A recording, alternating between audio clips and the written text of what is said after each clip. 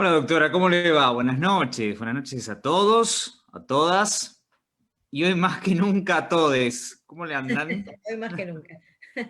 Hoy Muy más que bien, nunca, efectivamente. ¿Todo tranquilo? todo bien, todo tranquilo. Bueno, una noticia que quisiera resaltar como muy importante a esta hora, muy importante a esta hora y tiene que ver con la vacunación en la República Argentina porque se ha decidido acelerar las segundas dosis en mayores de 40 años y personas con riesgos. Esto significa específicamente que se van a acortar los tiempos para la aplicación de las segundas dosis. Insisto, en mayores de 40 años y personas con comorbilidades. La vacunación viene tan bien, está siendo adecuada, satisfactoria, lo cual significa que hay en cantidad, sobre todo a partir de la llegada de aviones en las últimas horas y las que van a seguir llegando, que motivaron a que la Comisión Nacional de Inmunizaciones haya decidido acortar.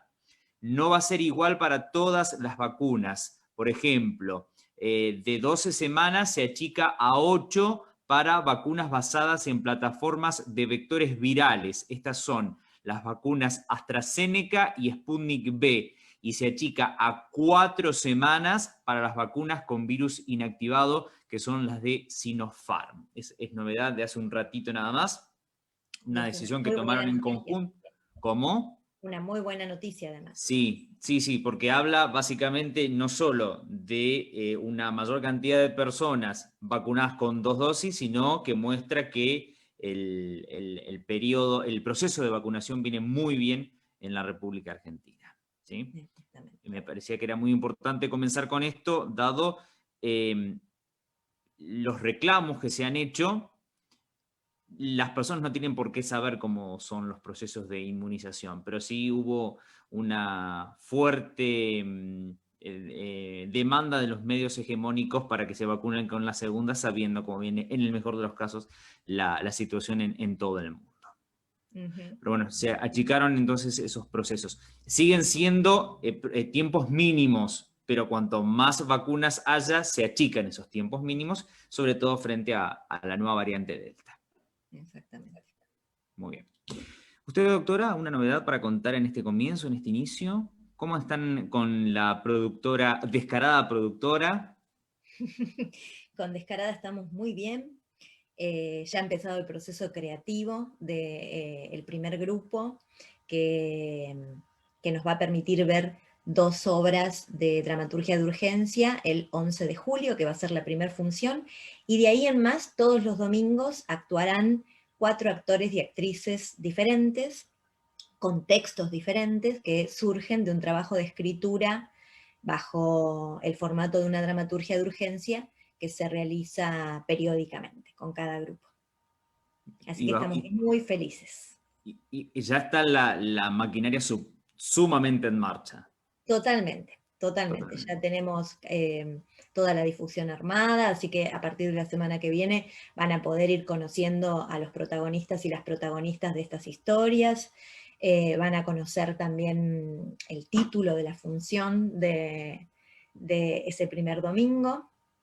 Y bueno, y ya está todo armado para que tengamos esa doble función y el foro de debate con el público ese domingo. Muy bien. Estaremos atentos, muy atentos, atentas y atentes. Hace un ratito, la Universidad Nacional del Sur, a través de la Subsecretaría de Derechos Humanos, decidió convocar a la titular de la Defensoría del Público para hacer una charla, Miriam Lewin, y en un momento se le planteó la situación de la utilización del lenguaje inclusivo en los medios de comunicación. Y ella mencionaba que no es hoy por hoy obligatorio no usarlo, ni es obligatorio usarlo, ninguna de las dos. Quien quiera usarlo puede usarlo. Ahora, frente a esto de la obligatoriedad o no, se comienzan a plantear un montón de críticas a la utilización del lenguaje inclusivo y un montón de fundamentos de por qué sigue avanzando esta forma de comunicación. ¿Cuáles serían los aspectos más importantes para destacar en torno a esto y cómo lo mencionarías, cómo lo denominarías, cómo lo plantearías en términos de comenzar a hablar de la cuestión? El lenguaje inclusivo, para mí, es un cambio en marcha. Esto no pasa por la obligatoriedad o no obligatoriedad. Esto es un uso que comenzó, tiene una larguísima tradición dentro de los feminismos, el tema del lenguaje inclusivo, pero podríamos decir que de un tiempo a esta parte, en la última década, ha habido un cambio muy importante donde el lenguaje inclusivo ya no solo ha sido tomado como una necesidad y como un uso de parte del feminismo, sino también de otros grupos identitarios que han comenzado a usarlo. Y hoy por hoy, quienes lideran el uso del lenguaje inclusivo son los jóvenes.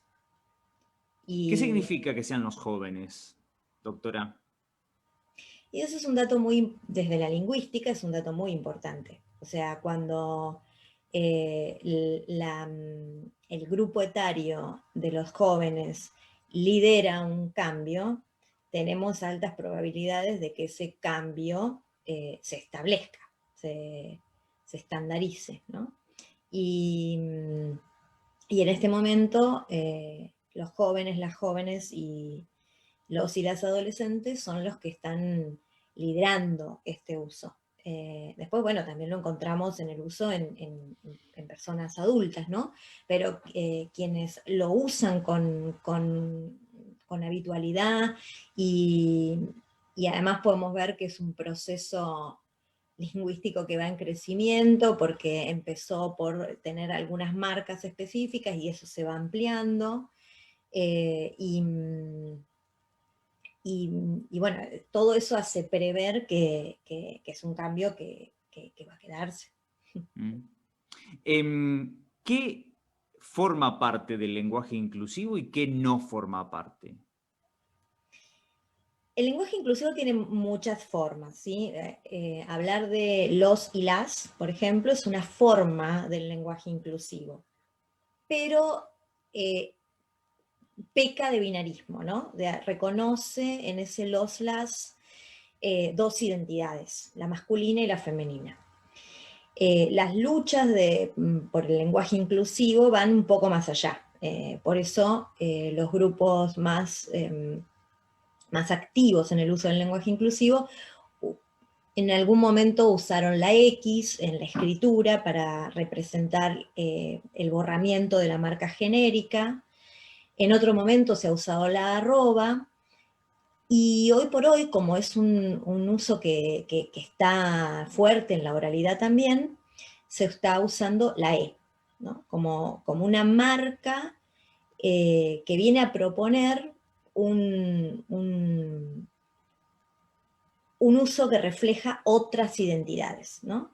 Es sería como si fuera un género neutro.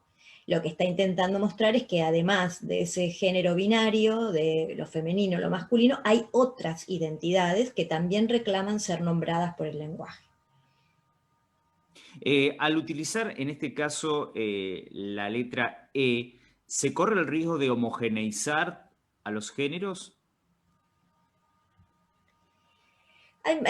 Ha habido algunas discusiones respecto de que esa E borra lo femenino, pero eso ya no está tan en discusión, porque lo que pretende mostrar esa E es que precisamente existen otras identidades, además de la masculina y la femenina. Es decir, que esa E funcionaría como un universal, ¿no?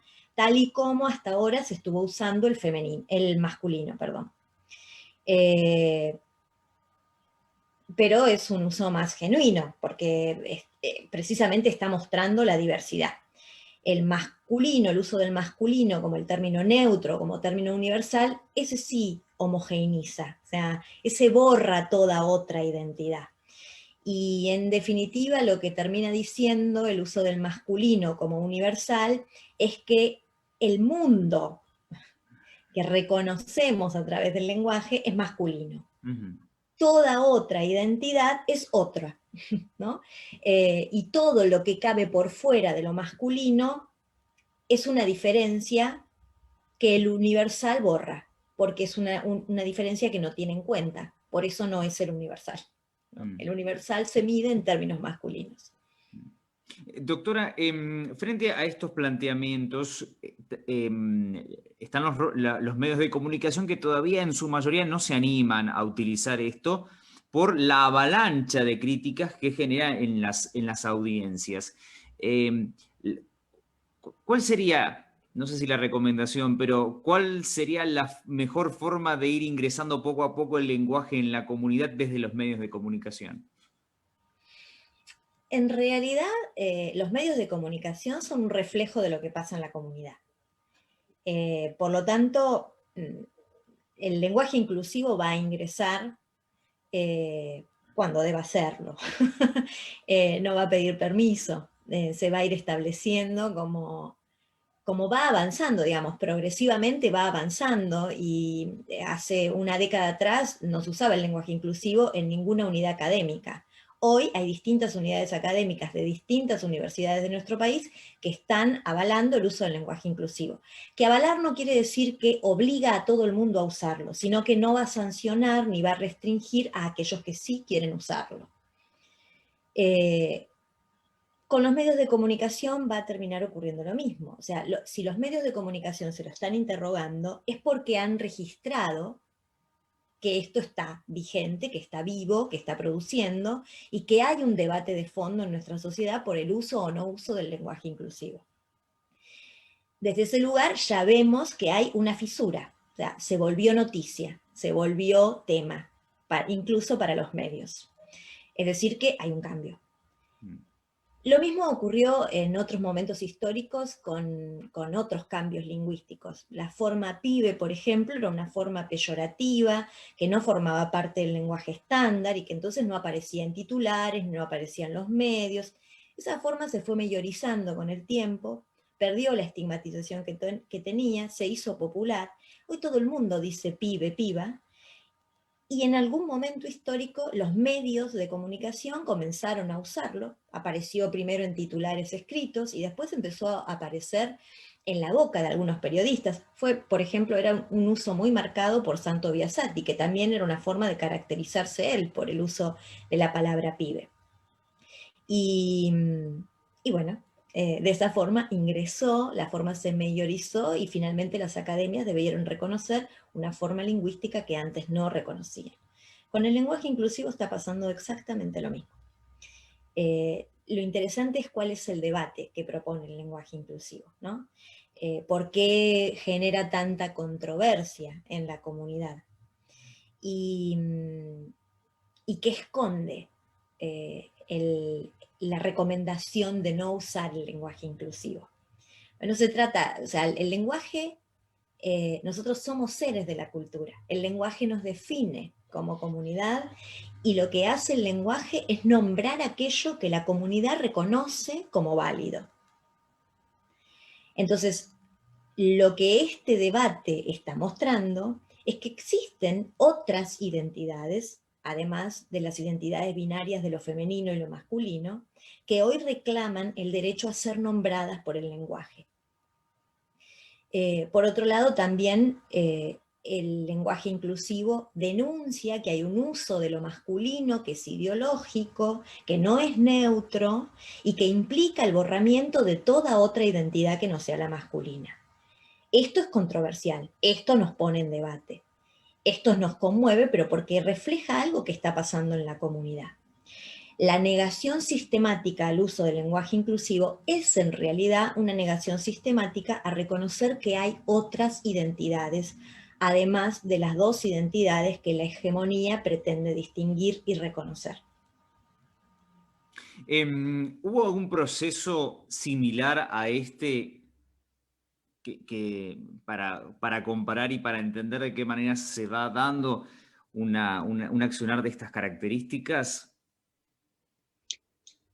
Sí, digamos, hay muchos ejemplos en la historia de la lengua. El ejemplo pibe que yo te ponía recién es un ejemplo, solo que implica un aspecto muy periférico de la lengua, que es el léxico, ¿no? El lenguaje inclusivo, bueno, hay mucho debate también entre los lingüistas, y no vendría el caso profundizar en ese debate en este contexto, porque porque es un debate lingüístico, ¿no? Hay lingüistas que opinan que el lenguaje inclusivo afecta eh, formas más profundas del lenguaje, como la gramática, precisamente porque propone un género neutro, y hay otros lingüistas que no están de acuerdo con esto. Desde mi perspectiva, yo creo que sí, que afecta a otros niveles del lenguaje, como el gramatical, precisamente porque propone el neutro. Y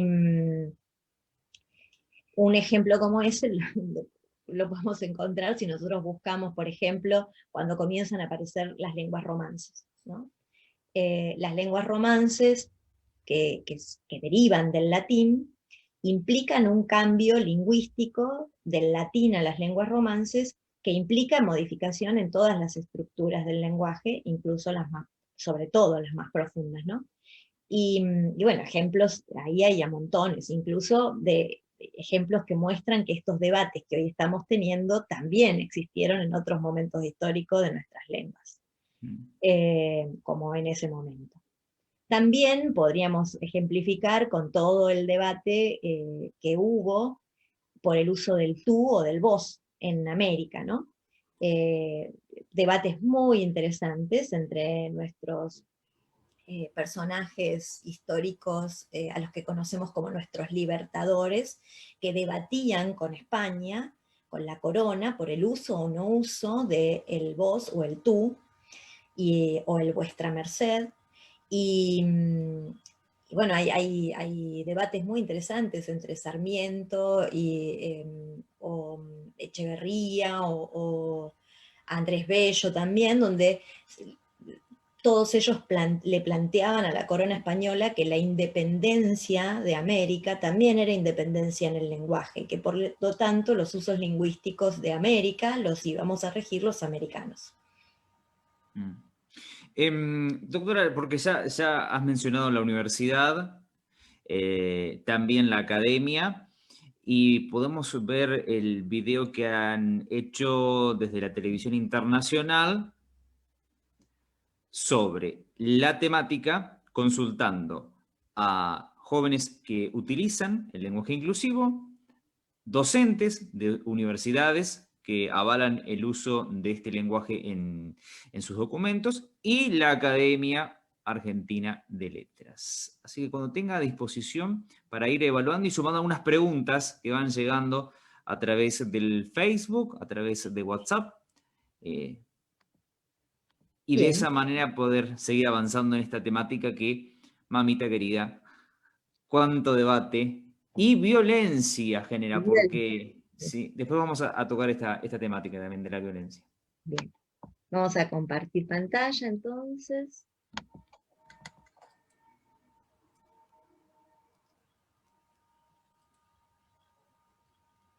Es nosotros, todos, les profesores. ¿En qué hablan estos alumnos de la Universidad de Buenos Aires? ¿Cómo le fue a tus amigos en el parcial? Creo que les fue bien. Los chicos tuvieron un promedio dentro de todo alto, bueno, salvo por nosotros, pero qué sé yo, cosas de la vida. Sí, obvio. Aparte era el primer parcial, qué sé yo, materias nuevas y métodos. Los nervios. Estábamos nerviosos. Sí, o sea, sí, no hay sí. otra manera de escribirlo. Por suerte, igual, dentro de todo, vale, los chicos parece que no se lo tomaron tan a mal y los nervios se los fueron rápido. Sí, además los profesores son bastante copados y... El lenguaje inclusivo usa la E en lugar de la O para el plural, que incluye la diversidad sexual. Josefina y Pablo lo usan desde el año pasado, cuando se popularizó entre jóvenes argentinos en la campaña a favor de la legalización del aborto. Uso el lenguaje inclusivo porque es la forma de representar a aquellos que no están representados por el lenguaje instalado en la sociedad, la gente que no se identifica con los géneros binarios que hay hasta el momento. Entonces el lenguaje inclusivo es la forma de poder incluir a todas esas personas en nuestro vocabulario.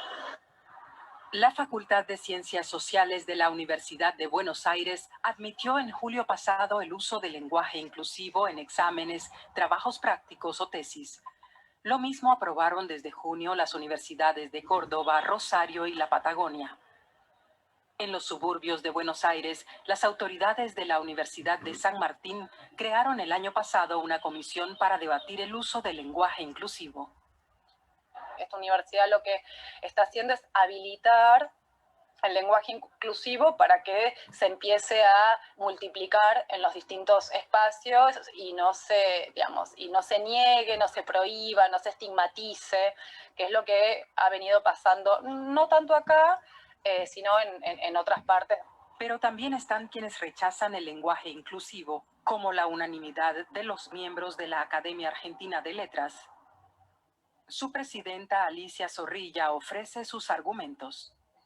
Esa E, esa X, esa arroba, ese asterisco no representan género para nosotros.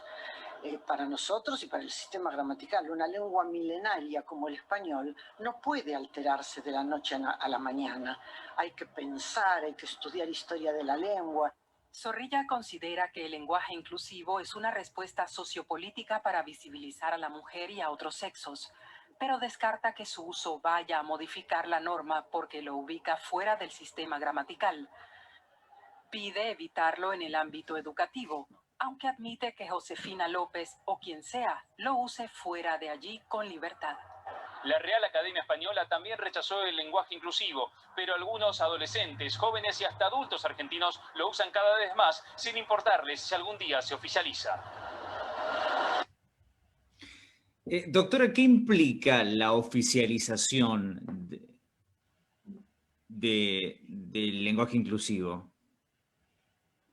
Esto es un cambio de abajo hacia arriba. Entonces, la oficialización lo que muestra es la presión que el abajo hace, o sea, la presión del uso, ¿sí? Esto es muy habitual. Hay muchas cosas para señalar en este video, ¿no? O sea, por un lado, esto no es una cuestión del uso de Argentina. Las cuestiones que tienen que ver con el lenguaje inclusivo están presentes en todas las lenguas.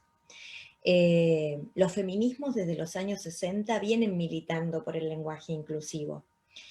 Hoy se ha extendido, pero por eso digo, no es solo una cuestión de la Argentina, esto está en todo el mundo. En inglés también existe un lenguaje inclusivo para el inglés. Esto está presente, tiene que ver con los avances en las cuestiones de género que se están produciendo a nivel mundial.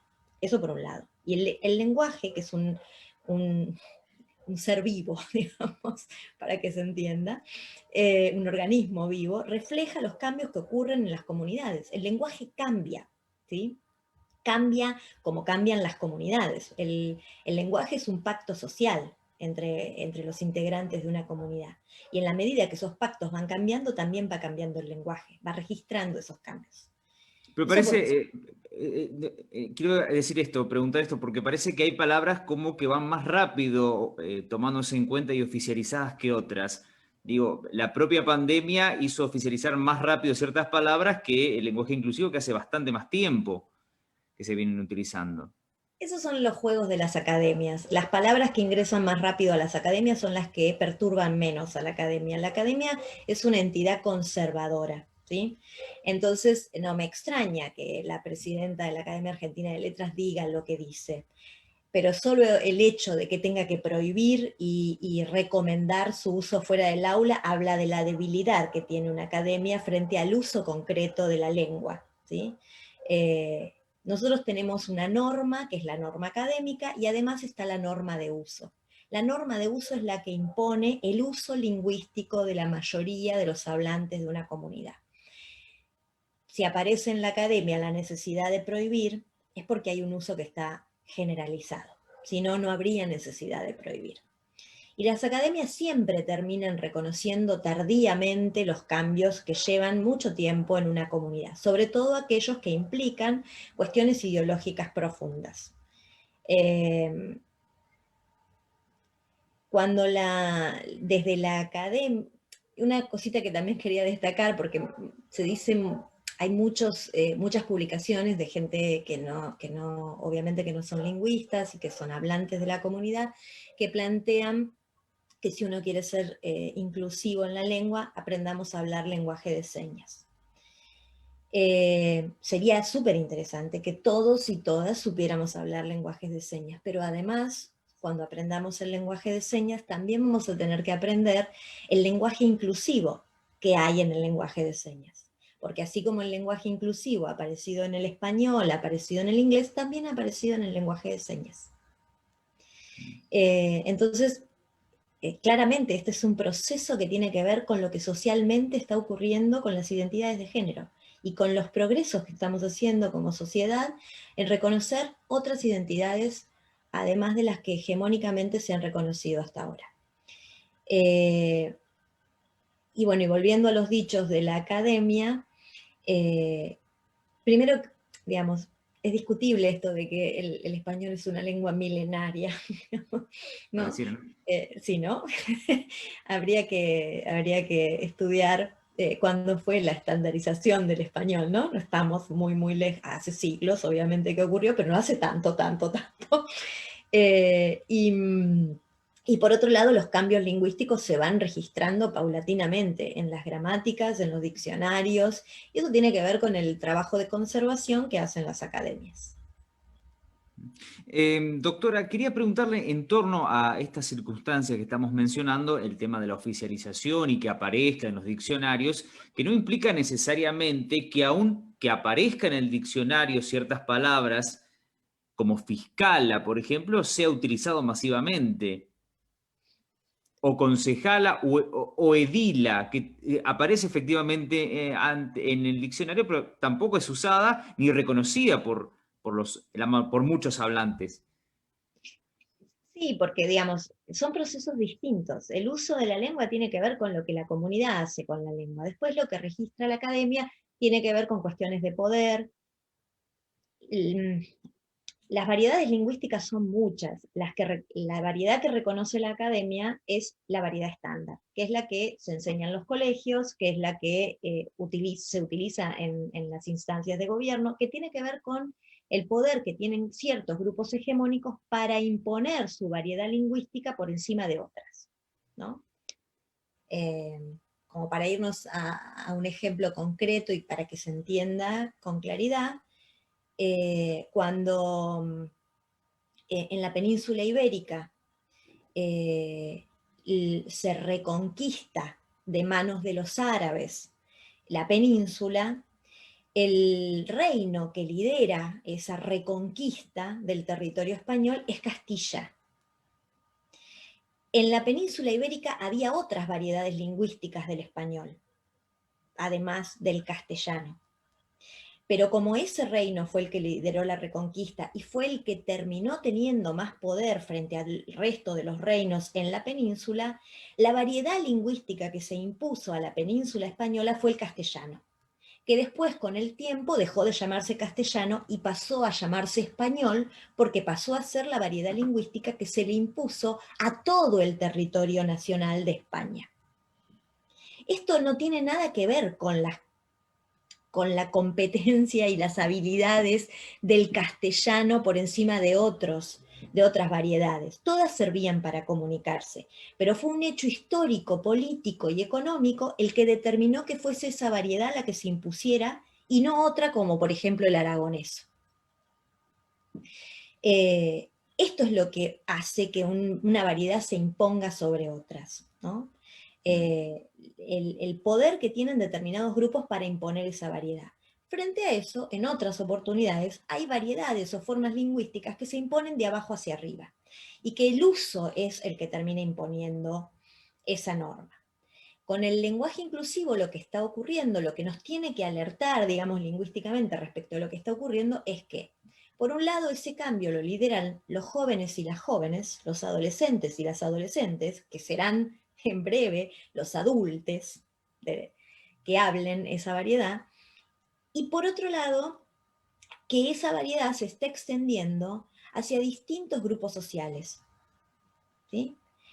Encontramos el uso del lenguaje inclusivo entre hablantes de extracciones populares, entre hablantes de formación académica media, entre hablantes de nivel sociocultural alto, ¿sí? Que utilizan. Entonces, eso está mostrando que es una variación que se está extendiendo a distintos grupos etarios, a distintos grupos poblacionales en cuanto a nivel sociocultural, y eso nos hace ver que es un cambio que se está imponiendo Bien. lingüísticamente, más allá de lo que diga la academia. La academia lo reconocerá cuando no le quede otra.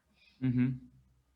Bien, vamos a hacer un punto y coma en el tema del lenguaje inclusivo y podríamos invitar a nuestra invitada de hoy a sumarse a esta charla sobre este y otros temas sobre los cuales nos vamos a referir con la abogada Florencia Italia y Antosca Sancho, que tuvo la amabilidad realmente de no solo aceptar la invitación, sino de aguardarnos, tenernos la paciencia suficiente como para estar esta noche con nosotros. Así que cuando Florencia Italia y Antosca Sancho, abogada, esté en línea y ahí la estamos viendo, la podemos saludar. Hola, ¿cómo va? Buenas noches. Buenas noches, Liz. Hola, ¿cómo estás? Buenas noches, doctora. ¿Cómo estás? Gracias por la paciencia. No, por favor, un placer. Bueno, muchas gracias. Bueno, es muy interesante agregar a una abogada. ¿Cómo está el lenguaje inclusivo en el rubro? Totalmente arcaico, seguimos con los latinazgos, sin distinción de género, se impone el género masculino en todos los escritos, así que todavía va muy lenta la cosa. Ajá. Y es un reclamo, ¿no? Digo, habrá sectores que piden. Sí, un reclamo, pero con muchos recaudos también, porque estamos hablando de cuestiones políticas que se juegan, entonces realmente el trabajito que estamos haciendo también de la Comisión de Género y Diversidad del Colegio de Abogados, y bueno, va muy de a poco. Claro, porque uno habla de lenguaje inclusivo y está marcando esta cuestión de la perspectiva de género dentro de, Tal cual. de la abogacía, ¿no? ¿Y cómo se maneja eso? En el derecho, Sí. a ver, en la parte escrita, como te decía, súper arcaico, y nos tenemos que atender a eso porque, a ver, estamos hablando con un juez del otro lado, una jueza, y bueno, no sabemos cómo lo puede llegar a tomar, puede jugarnos en contra también.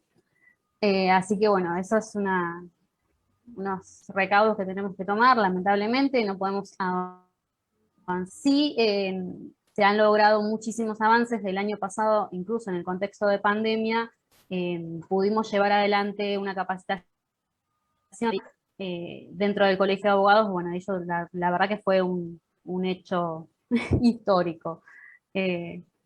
Un gran, obviamente abierto también a toda la comunidad de abogados, y también se ha logrado, que todavía no está reflejado, pero bueno, próximamente lo estará, en vez de colegio de abogados, colegio de la abogacía.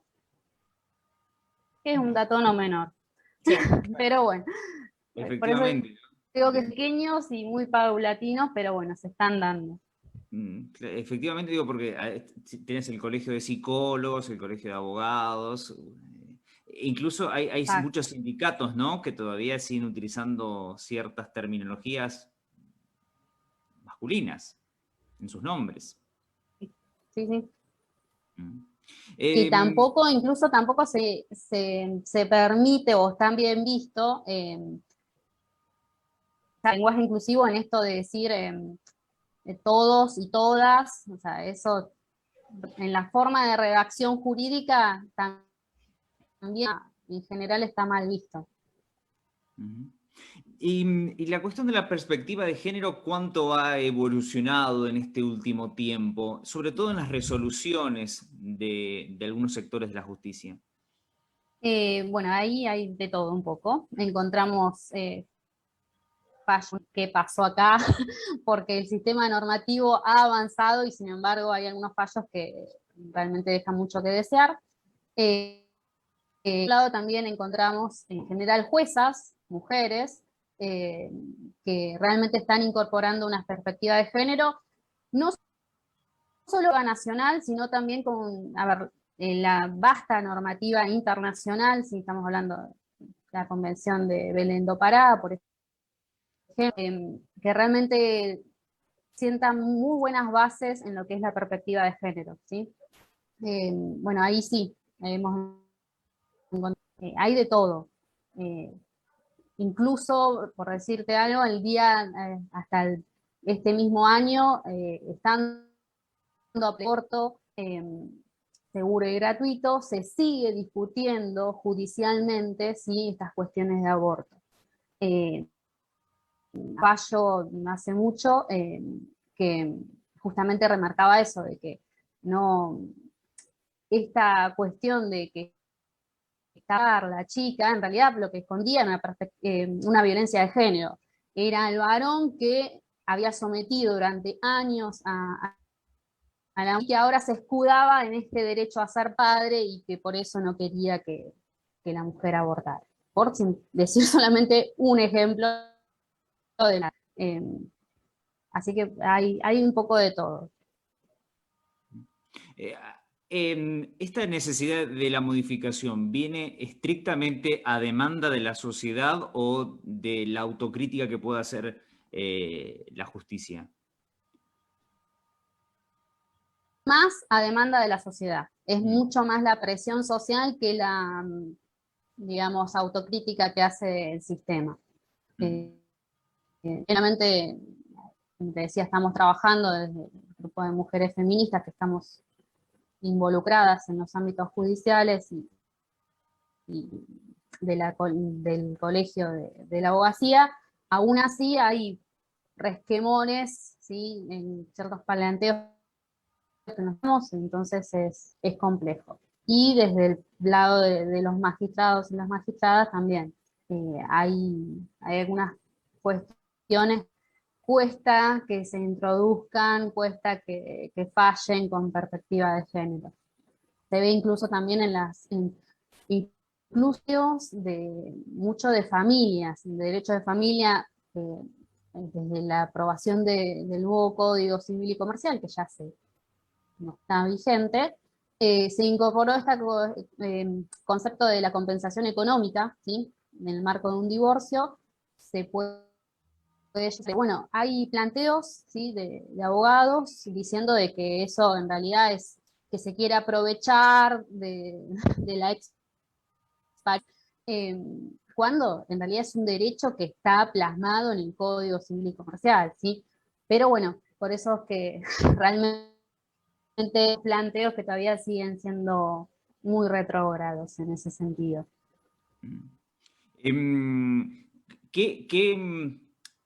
¿Desde cuándo se nota la evolución y la incorporación de la perspectiva de género en las resoluciones?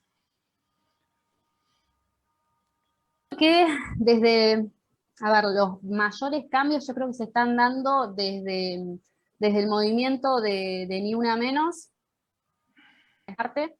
todo este movimiento realmente ha puesto sobre el tapete todas estas cuestiones que es mucho más que cuestiones de femicidio, que es mucho más que cuestiones del aborto, ¿sí? No digo que esto no sea importante, digo que abarca, o sea, el movimiento abarca un montón de... Y entre ellas está justamente esto de luchar por la equidad de género, básicamente, en todos los aspectos, en el aspecto individual, sino también en el aspecto social, y por supuesto, en este caso, la justicia tiene una pata muy importante, una cuota que puede colaborar en ello muy, muy importante. Para poner un freno, por un lado, a todos los abusos de género, y por otro lado también para empezar a promover otro tipo de justicia. Yo siempre hago humanizar la profesión. En ese sentido, la perspectiva de género, incorporar la perspectiva de género, las capacitaciones en género, justamente llaman a eso. Más humano el trato ya sea con el cliente, con la clienta, y el trato entre colegas y, por supuesto, a la hora de...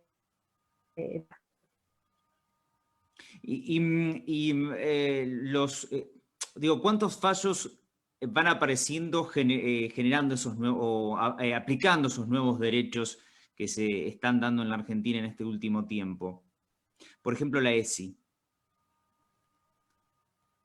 A la ESI también, a ver, hay unos resquemones en cuanto a la sociedad, todavía sigue habiendo, por más que hace años que estaba ahí.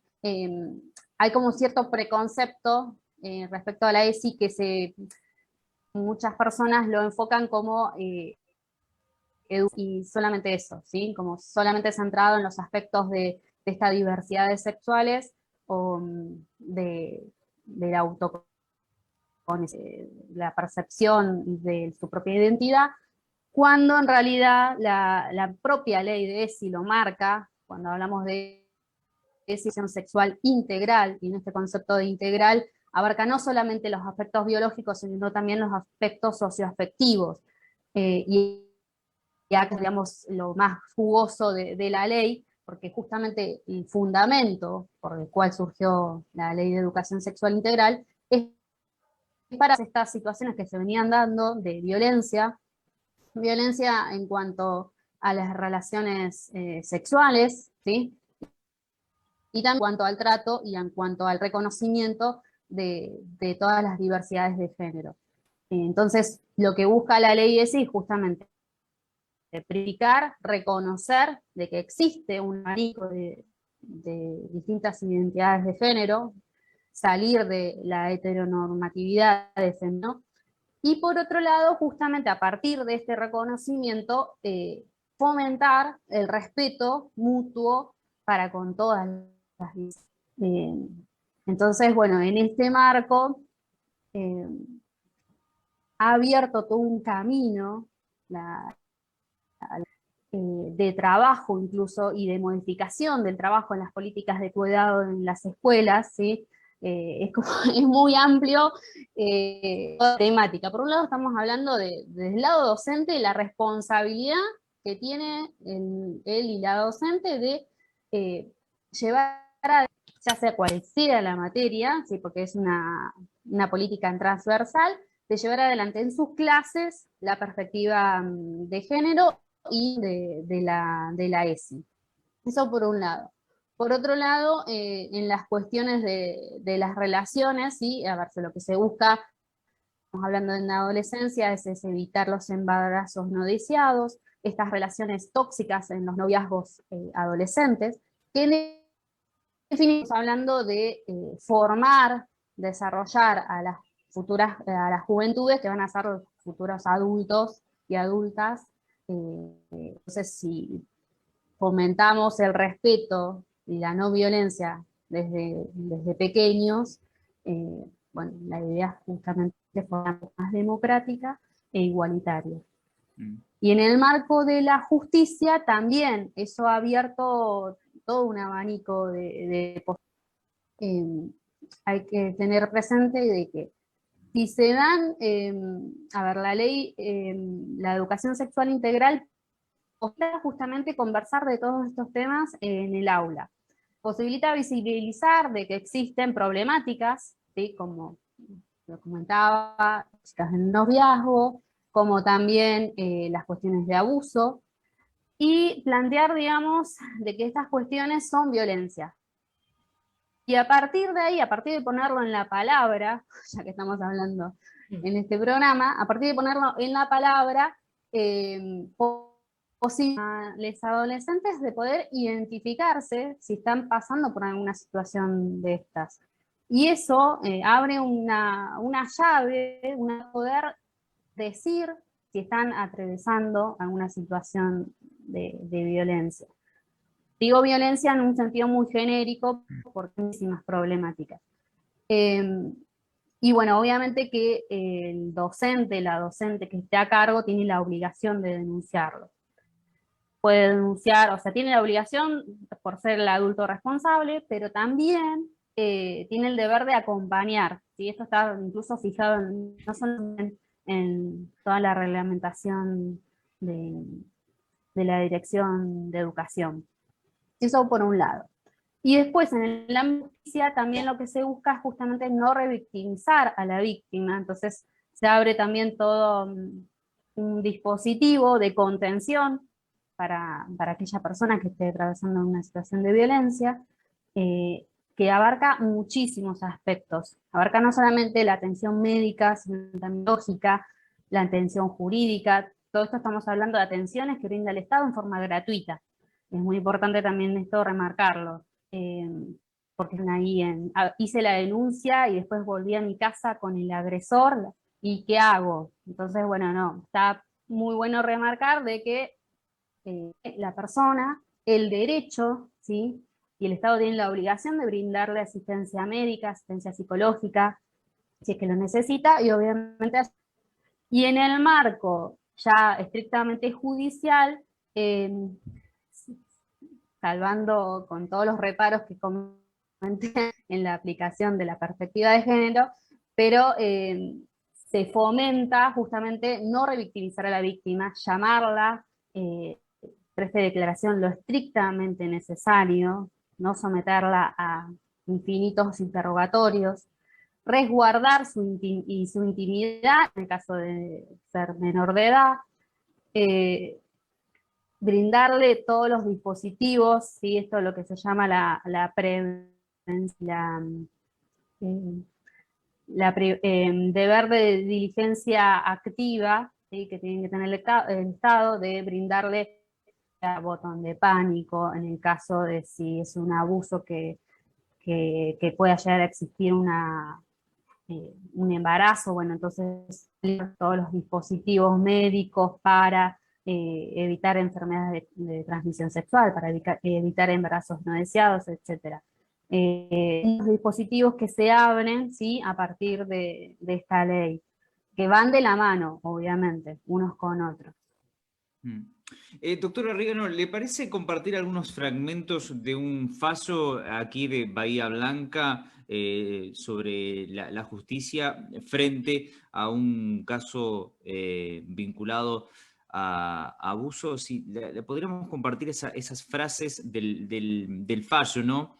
Porque le eximimos a Florencia de Antosca opinar sobre esto. Si ella quiere hacerlo, no pasa nada, pero quiero decir que la eximimos de hacerlo. Queremos como ilustrar de qué manera algunos jueces están tomando dimensión de lo que está ocurriendo. Así que, doctora Rigano, cuando quiera compartir. Es interesante este fallo precisamente porque los jueces que intervinieron, la jueza y el juez que intervinieron, destacan precisamente cómo la ley de ESI cumplida dentro de un aula habilitó que un grupo de adolescentes pudiera denunciar una situación de abuso que estaba vivenciando de parte de uno de sus docentes.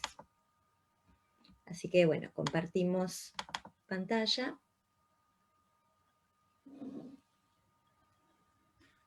Específicamente dice, los testimonios resultan esclarecedores y van reconstruyendo cómo se fueron desarrollando los hechos, mostrando cómo a raíz de una clase escolar en la cual se estaba hablando sobre educación sexual, las víctimas lograron comenzar a verbalizar lo que estaban viviendo y cómo de a poco, con el apoyo y contención de sus familias y del equipo de psicología escolar, pudieron precisar las acciones que sobre su cuerpo ejercía. ¿Este fallo de qué año es, Mariela? Es de, la primera parte que estamos leyendo es un fallo del año pasado, y la segunda parte es la ratificación que se produjo este año. Bien. Sigue en lo siguiente. La ruta que lleva a denunciar la violencia sexual es difícil y muy revictimizante, y en este caso tuvo un proceso. Las niñas fueron de a poco, con el correr de los días, logrando especificar dichos actos, los cuales en un primer momento fueron referidos como incomodidades y toques indebidos por parte de un adulto. Creo que hay una placa más. Sí. La situación que las niñas estaban viviendo dio lugar a que personas de tan solo 13 y 14 años elaboren mecanismos de autoprotección entre ellas, encontrándose alertas y actuando para ayudarse entre ellas cuando el profesor cometía alguno de dichos actos. Desde el punto de vista de la perspectiva de género y de la utilización del lenguaje, doctora Rigano, ¿qué opina? Bueno, desde la perspectiva de género lo que hay que rescatar es precisamente cómo valoran tanto la jueza como el juez que interviene posteriormente precisamente la ESI, ¿no? De hecho, nosotros no lo pusimos en las plaquitas, pero en el fallo en algún momento se menciona directamente esta ley. Acá en lo que compartimos se ve como la clase de educación sexual les permite a las chicas que estaban siendo víctimas de esta situación reconocer que esa es una situación de abuso. Y entonces, a partir de esa clase, empiezan a pensar en la posibilidad de hablar con el adulto responsable, que en este caso era la docente, de lo que les está pasando. Y esto da lugar después a que la escuela articule toda una serie de mecanismos para denunciar esta situación que termina llegando a los jueces, ¿no? Desde la perspectiva de género, lo que estamos viendo es que frente a toda el cuestionamiento que sufre la ESI de parte de algunos sectores muy conservadores, que además piensan que la ESI lo que viene a hacer es a corromper a los adolescentes, a las adolescentes, a los niños. Bueno, lo que los jueces señalan precisamente es que todo lo contrario, ¿no? Que lo que ocurre cuando la ESI se aplica es precisamente que se protege determinadas identidades, que se abre un camino para denunciar abusos de parte de adultos, adultas que no saben cuidar y que utilizan espacios como la escuela misma para agredir. Y que precisamente esta ley y los contenidos de la ESI en el sistema escolar lo que hace precisamente es proteger a nuestras niñeces y a nuestros adolescentes de este tipo de abusos, de este tipo de violencia. Y bueno, como decía Fiore antes, además también se pueden articular el tratamiento de noviazgos violentos, situaciones que en lo cotidiano uno puede presenciar, y que bueno, abordadas desde la escuela se le puede dar un marco, se les puede dar contención, y se puede profundizar y que eso además se transforme en un hecho de aprendizaje.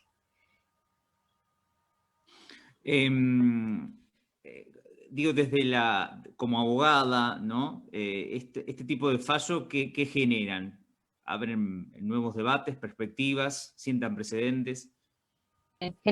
Reconforta, realmente reconforta ver este tipo de fallos donde realmente se falla a conciencia y se fallando desde lo que se llama el interés superior del niño, o sea, el interés desde las propias adolescencias y no pensando desde de un adulto o una adulta, realmente reconforta. Hace poco también salió otro fallo donde remarcaba justamente esto, que a raíz de educación sexual integral, en la escuela una niña pudo lentamente, porque fue un proceso no automático, poner en palabras esto que le estaba sucediendo, y ahí intervino bueno, tanto la familia, la madre, el padrastro de la propia escuela para poder acompañarla y poder hacer la denuncia. Realmente es muy importante. Y tener en cuenta esto, sí, en este sentido, que realmente reconozcan el valor de la ESI y que fallen en consecuencia. Otra cuestión, hablando de la perspectiva que muy de a poquito se está viendo, y de hecho cada fallo que sale es como una novedad jurídica, es esto de ¿para quién está hablando la jueza? ¿Está hablando para los letrados, las letradas que intervenimos en el proceso, o está hablando, la sentencia es para esa persona o esa denuncia, esa demanda? Han habido fallos que han sido noticia, donde, por ejemplo, en una cuestión de cuidado personal de una niña, entonces o de una adopción, la jueza le hablaba del fallo, le hablaba específicamente a esa niña y le comentaba en palabras muy claras qué era lo que estaba resolviendo. Realmente esos fallos reconfortan y llaman a un cambio, realmente es muy positivo. La utilización de la palabra otra vez, doctora, mire, doctora Rigano, ¿no? Sí, además es muy interesante porque si uno piensa, antes Fiore destacaba lo lento de este proceso de transformación dentro de una institución social tan importante como la justicia. Por otro lado, ahora vemos este fallo, y de hecho, bueno, la justicia es una institución reconocida por nuestra sociedad, entonces cuando los jueces o las juezas aprovechan esas instancias para hablar a la comunidad, no solamente, digamos, el precedente que sienta un fallo en el aspecto legal, sino también las repercusiones sociales que tiene la palabra de los jueces y de las juezas, ¿no? Es interesante, y es interesante también pensarlo como mecanismo para revalorizar la palabra de las instituciones que tanto cuestionamos también, ¿no? O sea, y que vemos la controversia hacia adentro de la misma institución, ¿no? Con estas temáticas. Pero como yo señalaba antes, ¿no? Somos seres de la cultura. O sea, la palabra nos atraviesa todo el tiempo. Los fallos son parte de esa construcción discursiva que van sentando cuáles son los pactos que asumimos socialmente para poder convivir. Y por eso también la palabra desde esas instituciones se vuelve tan relevante. Frente a esto, a estas novedades en el sentido para muchos, como por ejemplo la ley de la ESI y demás, digo, hay un conocimiento por parte de buena parte de la sociedad, por una cantidad de personas que deberían conocer estos derechos. ¿Qué se ve en el día a día, ya sea desde el colegio o desde tu propio estudio? Yo siempre planteo esto. De por sí, ¿sí? El derecho en general sobreviene a los cambios que se dan en la sociedad. Es muy raro que se dé al revés, que el cambio venga desde el derecho. En general, esto es la sociedad que se transforma o que plantea ciertas prioridades y después eso te transforma en una norma. Lo mismo justamente cuando hablaban antes del lenguaje. Los cambios se dan, en general, se dan primero en la sociedad y después se traslucen en cualquier sistema normativo. Y después, por otro lado, existen muchísimas normas, todo lo que es perspectiva de género, realmente hay mucho nivel nacional, internacional, que nos rigen, porque justamente están incorporadas a nuestro sistema legal argentino por la que los incorpora como tratados, ¿sí? Al mismo nivel que la propia Constitución. Entonces, la normativa es amplia, pero si no se conoce, no se puede ejercer. Entonces es muy importante, a partir de la ESI, llevar el conocimiento a adolescencias de que tienen ciertos derechos y que tienen todo el derecho de poder ejercerlos libremente. Entonces, a partir de ahí, la niña, niño, adolescente se puede empoderar y puede decir, ah, no, yo tengo derecho a elegir mi identidad, yo tengo a decidir sobre mi cuerpo, yo tengo derecho a denunciar si alguien infringió mi integridad física, sexual.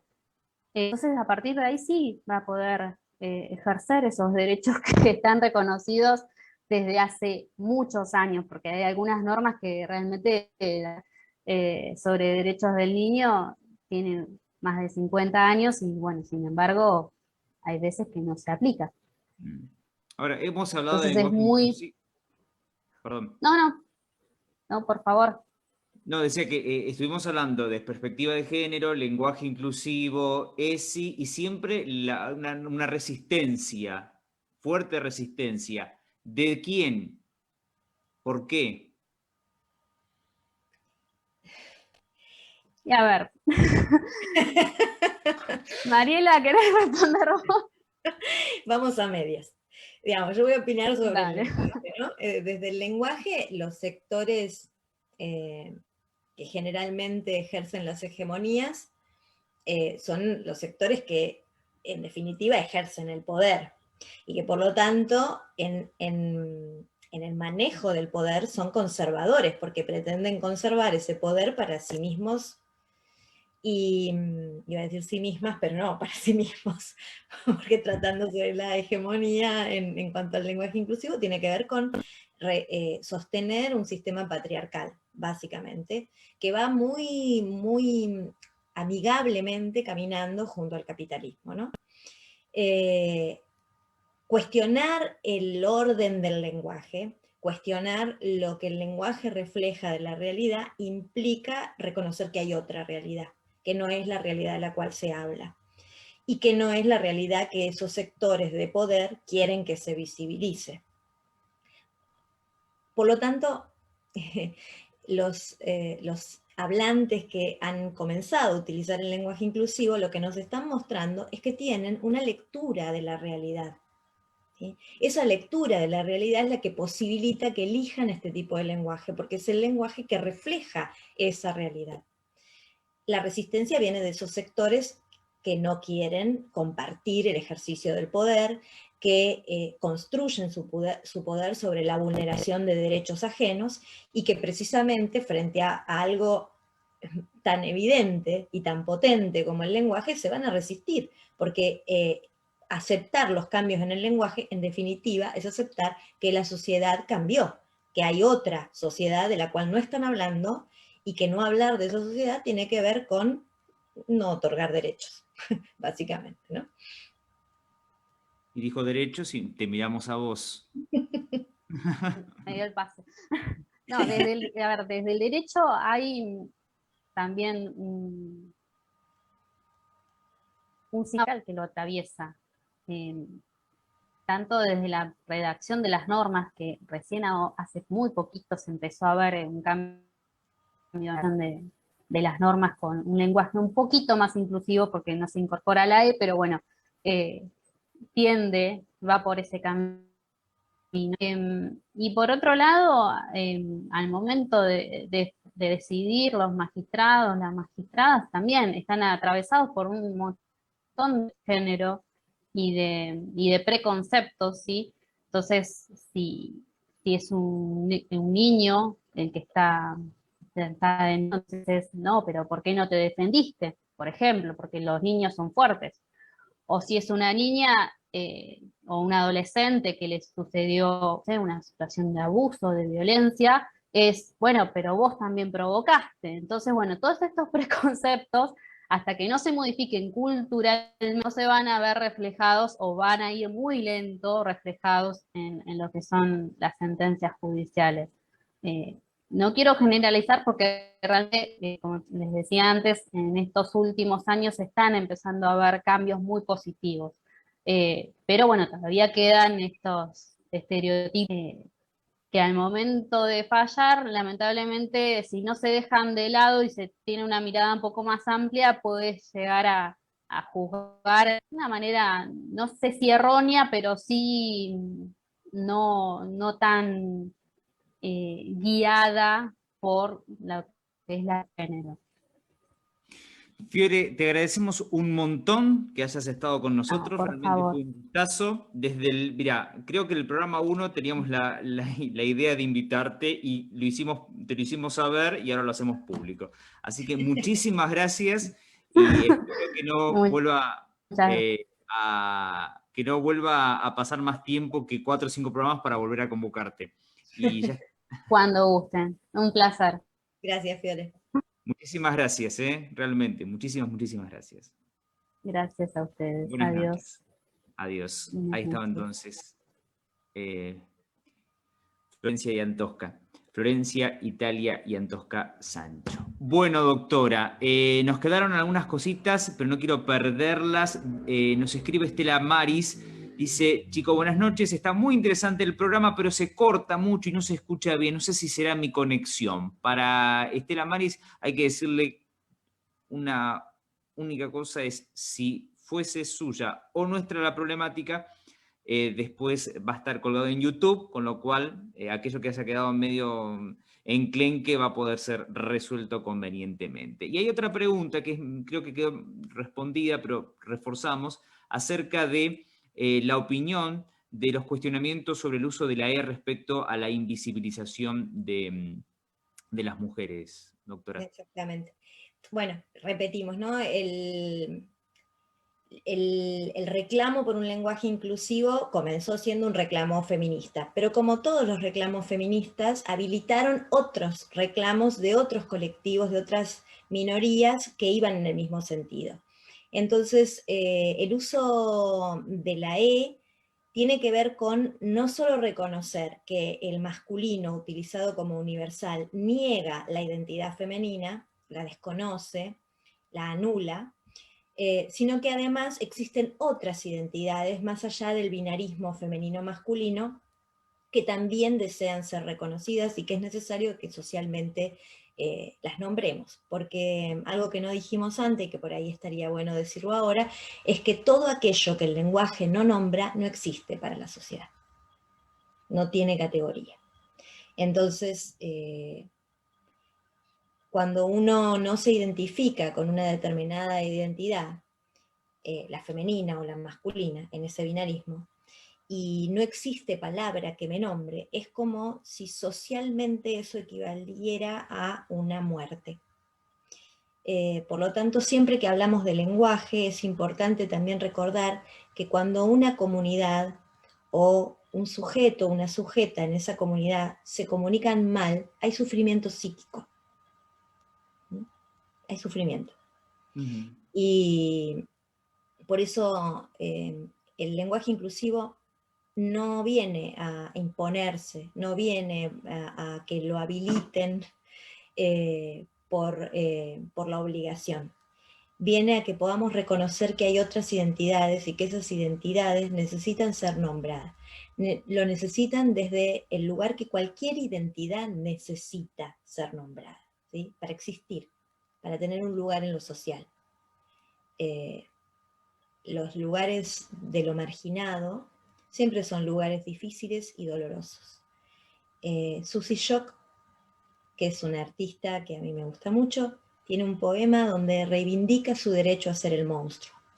Y precisamente ese poema habla de cómo la sociedad la marginó y la monstrificó. Y en algún momento ella se empoderó y tomó esa bandera y esgrimió su derecho a ser un monstruo. Es decir, si la identidad iba a ser esa, prefería ser esa, ¿no? De todo aquello que no está nombrado, que no está permitido, pero que tiene que ver con la felicidad de las personas.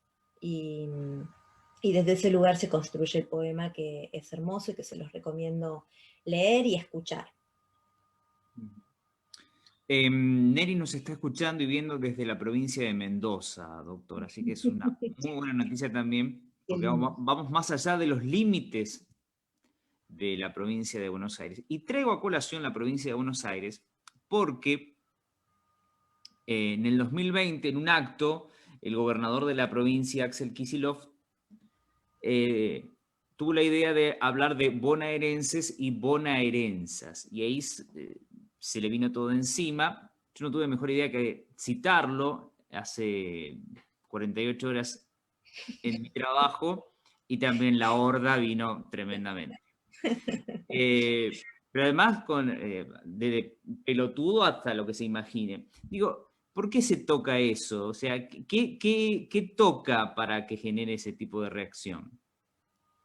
El lenguaje es político. Toda práctica humana es política. Y desde ese lugar moviliza, incomoda, sacude. Y además, bueno, cuando determinados grupos o sectores sociales o grupos políticos que militan determinadas causas utilizan el estandarte del lenguaje también para autoconfigurarse y definirse, bueno, también puede pasar que ante un uso del lenguaje inclusivo la gente piense que vos estás alineado políticamente con tal o cual agrupación, ¿no? El lenguaje es mucho más amplio que una agrupación política, pero claramente es ideológico. Entonces, cuando nosotros hablamos, estamos mostrando cómo vemos el mundo. Estamos mostrando cómo nos vemos a nosotros mismas y estamos mostrando cómo vemos al resto. Cuando una persona hace un uso del lenguaje distintivo, digamos que lo separa del uso hegemónico, esa persona se está distinguiendo, se está mostrando, y a veces esa distinción hay sectores a los cuales les molesta. Ahora, ¿les molesta? Sí, les molesta violentamente, ¿no? O sea, esa distinción que te muestra como diferente al resto, hace que, bueno, aparezca todo aquel que no tolera la diversidad, va a ejercer poder de coacción para hacerte cambiar, que podrá ser desde un insulto como pelotudo, hasta agresiones más importantes, ¿no? El lenguaje inclusivo es un lenguaje que incluye, Pero nosotros estamos atravesados también por discursos del odio, y los discursos del odio lo que buscan es borrar las diferencias.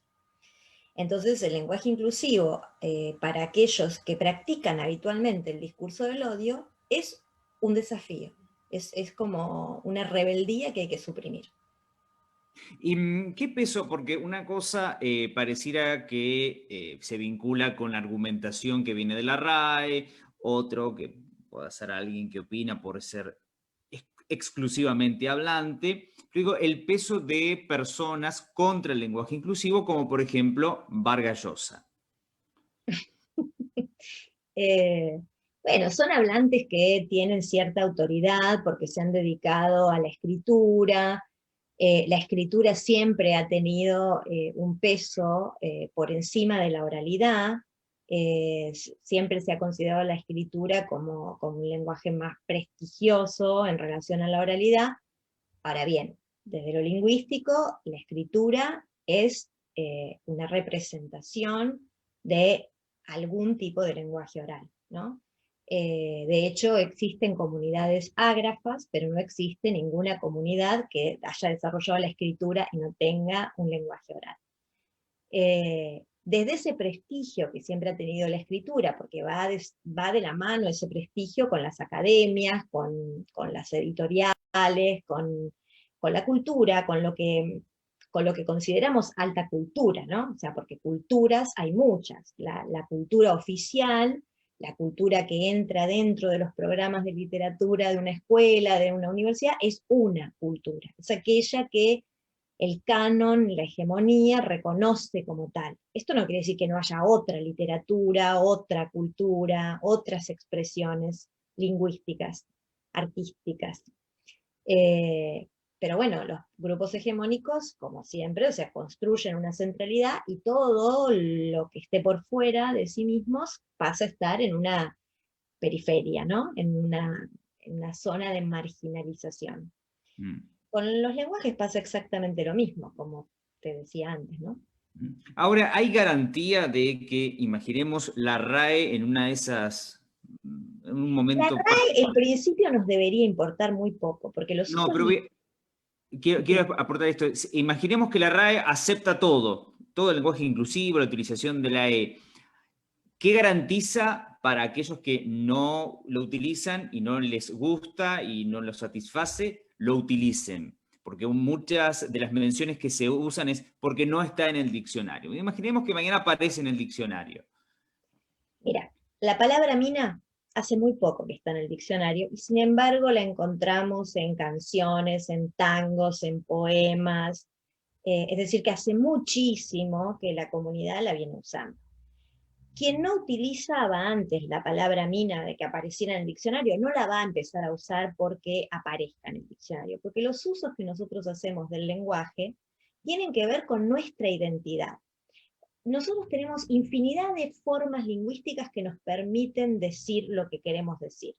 Ahora, en el momento que nosotros elegimos una forma lingüística y no otra, estamos hablando de nosotros mismos, de nosotras mismas, ¿sí? Que yo diga, por ejemplo, existen grupos marginales, ¿sí? Implica que yo reconozco en la sociedad que hay grupos que están en una zona que no es el centro, pero no estoy reconociendo en mi discurso, quizás porque no lo vea, que esos grupos marginales están porque alguien los margina. En el momento que yo como hablante reconozco que alguien que vive en el margen está allí porque hay alguien, algo que lo margina, dejo de hablar de marginales y paso a hablar de marginados. ¿Sí?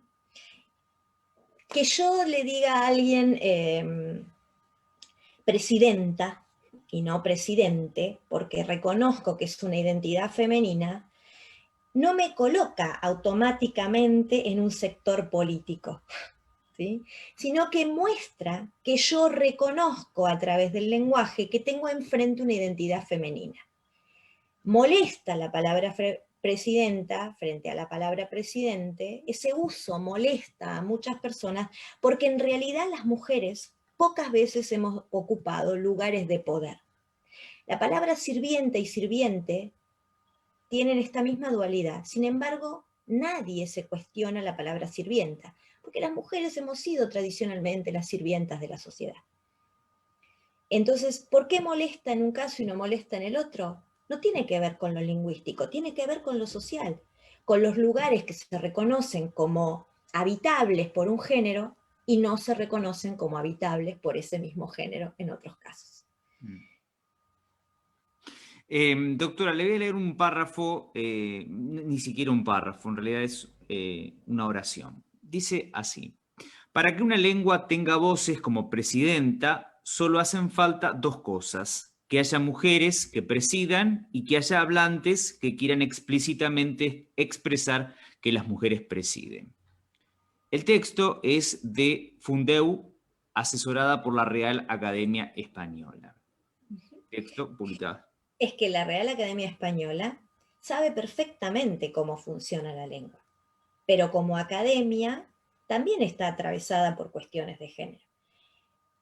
No nos debería llamar la atención. Si nosotros miramos los integrantes y las integrantes de las academias, vamos a encontrar que hay un número mayoritario de hombres y un número más pequeño de mujeres que integran esos cuadros. Lo que no quiere decir que las mujeres no nos dediquemos a la actividad académica o que no seamos lingüistas. De hecho, si uno hiciera una estadística, vería que hay más mujeres lingüistas que varones lingüistas. Sin embargo, esa diferencia en número tiene que ver con una cuestión que excede a la academia y que es social y que tiene que ver con el patriarcado. Ni hablar si buscamos otras identidades, además de la femenina o la masculina. En las academias, por ahora, no las vamos a encontrar. Ya las últimas preguntas, porque realmente hemos estado casi 2 horas hablando, doctor. No tanto, pero bastante. No, pero digo, ¿qué se habilita, por ejemplo, al utilizar palabras como bonaerenses? ¿Qué se habilita para la utilización de otras palabras que en el diccionario figura de una manera y que se puede mencionar de otra forma? ¿Sí? Quiero ser claro en esto. En realidad lo que está mostrando ese uso es que los hablantes somos autónomos y que mediante el lenguaje nos expresamos y mostramos el mundo que deseamos construir o el mundo que vemos. Y lo que produce incomodidad es precisamente eso, ¿no? La desobediencia produce incomodidad. El no respetar algo que parece incuestionable, ¿no? Que es el lenguaje. Bueno, el lenguaje es cuestionable, el lenguaje cambia. Lo que pasa que, bueno, más consciente o menos conscientemente, todos sabemos que el lenguaje termina reflejando los cambios que atraviesa una sociedad. Entonces, cuando aparecen usos lingüísticos que reflejan esos cambios y que además los reflejan desde un lugar desobediente, es decir, no, bueno, no voy a pedir permiso para decir bonaerenses, o sea, lo voy a usar porque quiero reconocer que ese uso de esa E no es el uso del lenguaje inclusivo, esa E es parte de nuestro lenguaje más tradicional. Entonces, bueno, voy incluso más allá, ¿no? Encima de esto viene dicho de boca del gobernador, que es una figura de autoridad, entonces resulta más urticante. En definitiva, lo que está haciendo el gobernador es poniendo en el tapete esto, digamos, bueno, bonaerense no es, esa E no es el lenguaje inclusivo, ¿no? Es un uso más tradicional. Entonces voy por más y me diferencio, ¿no? Esto que te decía hoy, o lo que vos hiciste en tu trabajo, el diferenciarte, hizo que desde el otro lado te aplicaran un correctivo. Bueno, es lo que socialmente suele pasar con todo aquel que se intenta diferenciar. ¿Sí? No, esto lo vemos continuamente, y no solo en los usos del lenguaje. Doctora, cuando lee el fundamento, estropear el lenguaje, porque es un lenguaje, una lengua, no un lenguaje, una lengua muy bella. Esa ornamentación de la palabra bella, ¿qué le sugiere? Que quien habla no es un lingüista, en primer lugar, ¿no? Porque para un lingüista el lenguaje es un medio de comunicación. Entonces lo que uno ve en el lenguaje es si el lenguaje, cómo comunica ese lenguaje, cómo sirve para la comunicación. Después toda otra apreciación que tenga que ver con la belleza, con la aspereza, con la suavidad de un lenguaje, esas no son apreciaciones científicas respecto al lenguaje, son apreciaciones completamente subjetivas. En mi caso, que soy un hablante de español, probablemente una lengua como el alemán me suene al oído más áspera, pero es una cuestión de cómo mi oído se acostumbró a escuchar un determinado tipo de sonido y otro sonido le podrá parecer más dulce, más suave, más áspero, pero no es ninguna apreciación científica respecto del lenguaje. Y en cuanto a, ¿cómo era la primera palabra que me dijiste? No, era esto, ¿qué le generaba cuando decían que... No, pero dijiste un uso aberrante del lenguaje. No. ¿Cómo comienza la... No creo que haya... Como que el lenguaje se estropeaba o se... Ah, sí. Que se estropea el lenguaje utilizando el lenguaje inclusivo, atendiendo que el español es es tan bello, tan lindo, tiene tantos vocablos. El lenguaje es productivo y tiene que servir para comunicar. Cualquier cambio en el lenguaje que lleve a la aparición de formas nuevas no lo está estropeando, lo está multiplicando, lo está haciendo crecer. Algunas cuestiones en el mismo tenor, alguna vez decía Barcia respecto del lenguaje en los adolescentes, ¿no? que corrompían el uso del lenguaje y demás. En realidad los adolescentes, cuando usan la jerga adolescente, están creando términos, están utilizando un recurso que tiene el lenguaje, que es la capacidad de crear nuevos términos, y lo están haciendo además para identificarse etariamente como grupo, ¿no? Lo que están haciendo es enriquecer la lengua. ¿Esos usos se permanecerán en el lenguaje o desaparecerán una vez que el grupo deje de usarlos? Eso ya después depende de cómo se extienda o no se extienda determinados usos. Pero en definitiva, lo que están haciendo es un uso que enriquece la lengua, porque está multiplicando la cantidad de formas que tenemos para nombrar la realidad. Así que nada estropea el lenguaje. Lo que estropea un lenguaje, lo que fosiliza un lenguaje es la imposibilidad de uso. Cuando los hablantes dejan de usar un lenguaje, las lenguas mueren. ¿Sí? Por eso han desaparecido muchas lenguas que se hablaron a lo largo de la historia, y hay lenguas que corren riesgo de desaparecer. Y es porque sus hablantes las dejan de hablar, a veces porque una comunidad desaparece, y otras veces porque una comunidad es tan estigmatizada por usar su propia lengua, que para no ser perseguido, hostilizado, marginalizado, dejan de usar la lengua. ¿Qué es lo que ha pasado con nuestros pueblos originarios? Muchas veces, para poder integrarse a la otra comunidad, a la comunidad del colonizador, han dejado de usar su propia lengua, porque usar esa lengua implica una estigmatización. Y eso se traduce en estar marginado, en no conseguir trabajo, en no poder integrarse, en no poder ser reconocido. Y eso a eso me refería yo cuando hablaba de sufrimiento de las comunidades, ¿no? O sea, imagínate que para nosotros, hablantes de español bonaerense, hay muchísimas palabras que tienen que ver con nuestra identidad, ¿no? con quienes somos. Imagínate que por algún motivo empezaran a perseguirte por usar el español bonaerense, ¿no? Y que debieras dejar de usarlo para que no te persiguieran más. ¿Cuánto de nuestra identidad perderíamos en ese proceso? ¿No? Y no pudiéramos nombrar más las cosas como las nombraba tu abuela, mi abuela, nuestras madres, ¿no? Y que tuviéramos que aprender otra lengua, y no usar más nuestra lengua materna, porque eso es un factor de estigmatización. Bueno, un proceso similar es el que ocurre con el lenguaje inclusivo. Aquellos y aquellas que necesitan el lenguaje inclusivo, lo necesitan porque no se sienten nombrades por el lenguaje que habitualmente hemos estado usando. Por eso yo te decía que equivale a una muerte. ¿Cómo? Por eso te decía que equivale a una muerte psíquica.